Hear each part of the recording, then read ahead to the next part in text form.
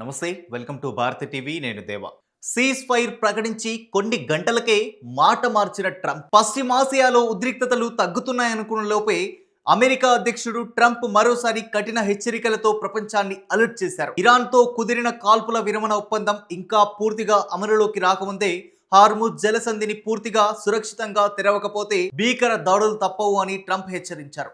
శాంతికి green signal ఇచ్చినట్టే కనిపించిన ట్రంప్ ఇప్పుడు మాత్రం ఒప్పందం పూర్తిగా అమలు కాకపోతే వినాశనం తప్పదు అన్న రీతిలో వార్నింగ్ ఇవ్వడం అంతర్జాతీయంగా తీవ్ర చర్చకు దారితీసింది. ఇక ట్రూత్ సోషల్లో ట్రంప్ చేసిన పోస్ట్ ఇప్పుడు మళ్ళీ యుద్ధ మేఘాలను కమ్మిస్తోంది. మా సైన్యం, యుద్ధ నౌకలు, యుద్ధ విమానాలు అన్ని ఇరాన్ చుట్టూ సిద్ధంగా ఉన్నాయి. అసలైన ఒప్పందం పూర్తిగా అమలయ్యే వరకు అవి అక్కడే ఉంటాయి అని ఆయన ప్రకటించినట్లు సమాచారం.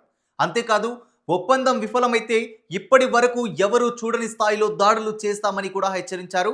అణు ఆయుధాలు ఉండకూడదు, హార్ముజ్ జలసంధి ఎప్పుడూ తెరిచి ఉండాలనే అమెరికా పాత డిమాండ్లను కూడా ట్రంప్ మరోసారి ముందుకు తెచ్చారు.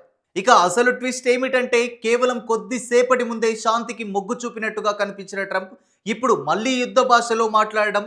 దీంతో అమెరికా నిజంగా శాంతి కోరుకుంటుందా లేక ఒత్తిడి పెంచి ఇరాన్ను బలహీనపరచాలనుకుంటుందా అన్న అనుమానాలు కూడా వ్యక్తమవుతున్నాయి. మరోవైపు హార్ముజ్ జలసంధి ప్రపంచ చమురు రవాణాకు కీలక మార్గం కావడంతో అక్కడ ఉద్రిక్తత పెరిగితే ప్రపంచ ఆర్థిక వ్యవస్థపై భారీ ప్రభావం పడే ప్రమాదం కూడా ఉంది. మొత్తానికి సీజ్ ఫైర్ తాత్కాలిక ఉపశమనం ఇచ్చిన ట్రంప్ తాజా హెచ్చరికలతో పశ్చిమాసియా మళ్లీ అగ్నిగుండంగా మారే సూచనలు కనిపిస్తున్నాయి. ఇప్పుడు ప్రపంచం ఎదురు చూస్తున్న ఒకే ఒక్క ప్రశ్న, ఇది శాంతికి దారితీసే ఒప్పందమా లేక మరింత పెద్ద యుద్ధానికి కౌంట్ డౌనా? ఇక ఈ యొక్క అంశంపై మీ యొక్క అభిప్రాయాన్ని కామెంట్ రూపంలో తెలియజేయండి.